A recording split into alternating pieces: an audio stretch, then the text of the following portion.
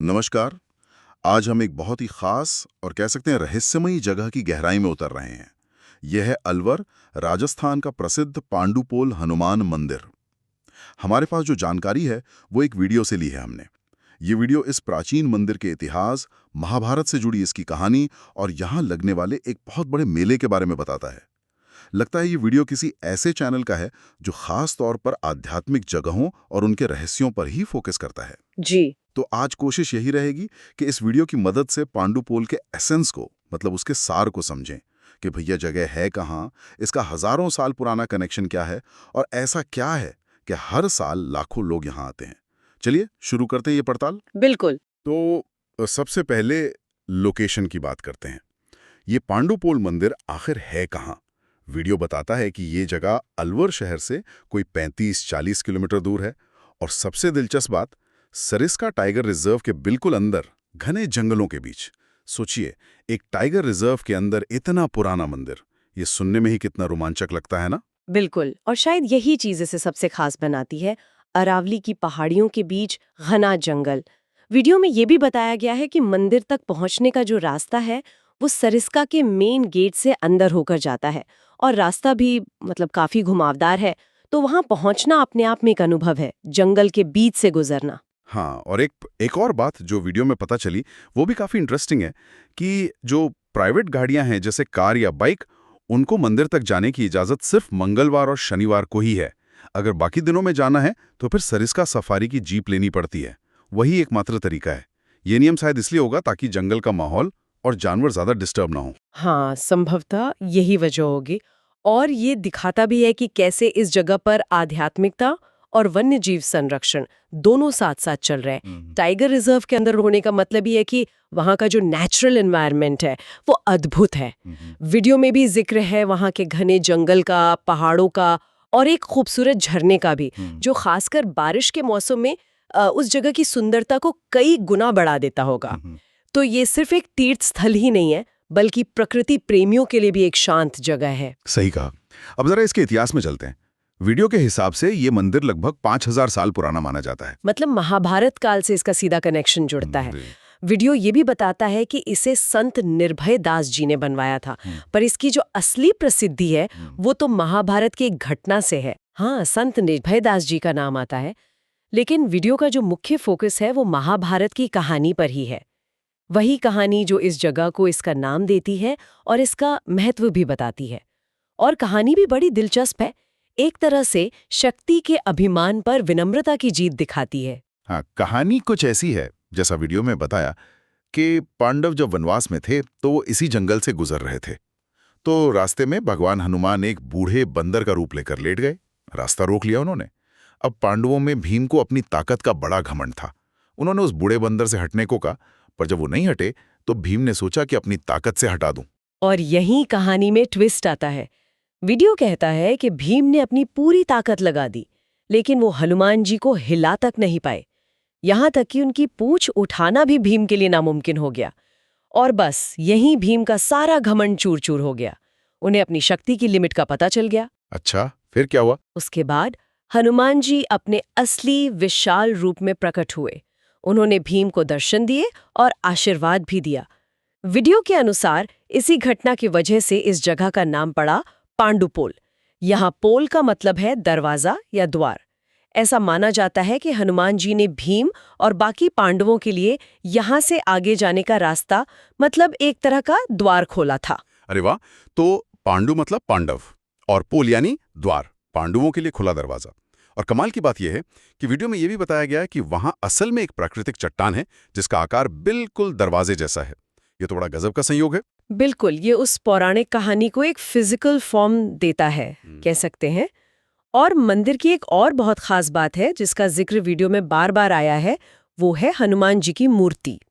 यहाँ हनुमान जी लेटी हुई मुद्रा में है, शयन मुद्रा में। हाँ, ये बात मैंने भी नोट की थी। आमतौर पर तो हनुमान जी की खड़ी या बैठी हुई मूर्तियां ही दिखती हैं ज्यादातर। लेटी हुई मुद्रा तो वाकई काफी रेयर है, काफी दुर्लभ है। क्या वीडियो में इसका कोई कारण बताया गया कि वो लेटी हुई मुद्रा में क्यों है? देखिए, वीडियो कोई बिल्कुल स्पष्ट कारण तो नहीं बताता, पर यह जरूर कहता है कि ये मूर्ति बहुत दुर्लभ है और भक्तों को शक्ति देने वाली मानी जाती है। कुछ लोग मानते हैं कि ये मुद्रा शायद उस आराम को दर्शाती है जो हनुमान जी ने भीम को दर्शन देने के बाद किया होगा, या हो सकता है ये भक्तों के प्रति उनका शांत और दयालु रूप दिखाता हो। वजह चाहे जो भी हो, ये मूर्ति मंदिर के मुख्य आकर्षणों में से एक जरूर है। लोग खास तौर पर इसी शयन मुद्रा वाले हनुमान जी के दर्शन करने दूर दूर से आते हैं। इतिहास और पौराणिक कथाओं से अगर थोड़ा आगे बढ़ें तो वीडियो मंदिर के आसपास की प्राकृतिक सुंदरता पर भी बहुत जोर देता है। वहां एक झरना बहता है, इसका जिक्र है।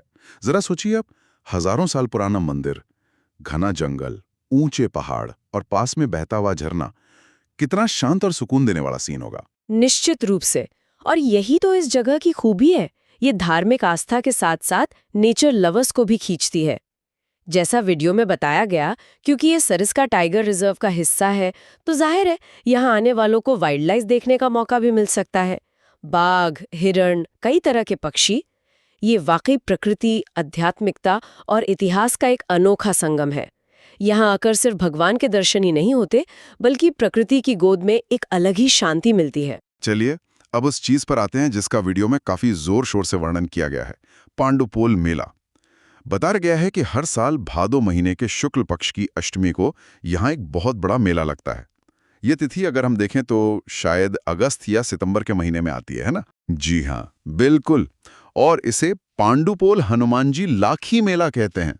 लाखी शब्द का इस्तेमाल वीडियो में शायद इसलिए किया गया है क्योंकि इसमें सचमुच लाखों लोग आते हैं।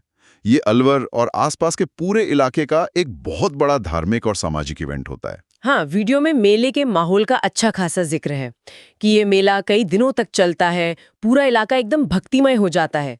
चारों तरफ भजन कीर्तन की आवाजें, अलग अलग तरह के धार्मिक कार्यक्रम, सुंदर झांकियां निकलती हैं। और हाँ, एक लोकल बाजार भी लगता है जहाँ हर तरह की चीजें मिलती हैं, पूजा के सामान से लेकर खाने पीने और घर गृहस्थी की चीजों तक। बिल्कुल। और ये मेला सिर्फ एक धार्मिक आयोजन नहीं रह जाता, ये उस इलाके की जो लोकल संस्कृति है, वहाँ का जो सामाजिक ताना बाना है और यहाँ तक कि आर्थिक गतिविधियां हैं, उनका भी एक अहम हिस्सा बन जाता है। वीडियो एक तरह से इशारा करता है कि ये एक ऐसा मौका होता है जब लोग अपनी रोज की जिंदगी से निकलकर आस्था, प्रकृति और अपनी कम्युनिटी के साथ जुड़ते हैं। लाखों लोगों का एक साथ आना, हनुमान जी के जयकारे लगाना, भजन गाना, और वो भी जंगल और पहाड़ों के बीच, ये अनुभव तो वाकई खास होता होगा। वीडियो में हनुमान जयंती पर भी खास उत्सव होने का जिक्र है। अब हनुमान जी का मंदिर है तो हनुमान जयंती का महत्व तो होगा ही। लोग दूर दूर से अपनी मन्नतें लेकर आते हैं। ऐसी मान्यता है कि यहाँ मांगी गई मुरादें पूरी होती हैं। जी हाँ, बिल्कुल। ये आस्था ही तो है जो लाखों लोगों को हर साल इतनी मुश्किल जगह पर भी खींच लाती है। ये दिखाता है कि कैसे हजारों साल पुरानी कहानियां और उनसे जुड़े स्थान आज भी लोगों की जिंदगी पर कितना गहरा असर डालते हैं। ये मेला उसी जीती जागती आस्था का प्रतीक है। नहीं है, ये इतिहास है। ये महाभारत की उस खास घटना का गवाह है जहां भीम की जबरदस्त शक्ति हनुमान जी की भक्ति और विनम्रता के आगे झुक गई। ये प्रकृति का एक खूबसूरत नजारा है और ये लाखों लोगों की गहरी आस्था का केंद्र है। बिल्कुल सही कहा आपने। और वीडियो के आखिर में एक बहुत जरूरी बात याद दिलाई गई है जो हम सबको ध्यान रखनी चाहिए, क्योंकि ये मंदिर सरिस्का टाइगर रिजर्व के इतने सेंसिटिव इलाके में है, इसलिए यहाँ जितने भी श्रद्धालु और टूरिस्ट आते हैं उन सब की ये जिम्मेदारी है कि वो साफ सफाई का पूरा ध्यान रखें, जंगल के जो नियम हैं उनका पालन करें, प्लास्टिक कम से कम इस्तेमाल करें और जानवरों को किसी भी तरह से परेशान ना करें। ये बहुत ही जरूरी मैसेज है। ऐसी पवित्र और प्राकृतिक जगहों की सुंदरता और उनका संतुलन बनाए रखना हम सबकी, मतलब समाज की साझा जिम्मेदारी है। अगर हम चाहते हैं कि हमारी आने वाली पीढ़ियां भी इस अद्भुत संगम का अनुभव कर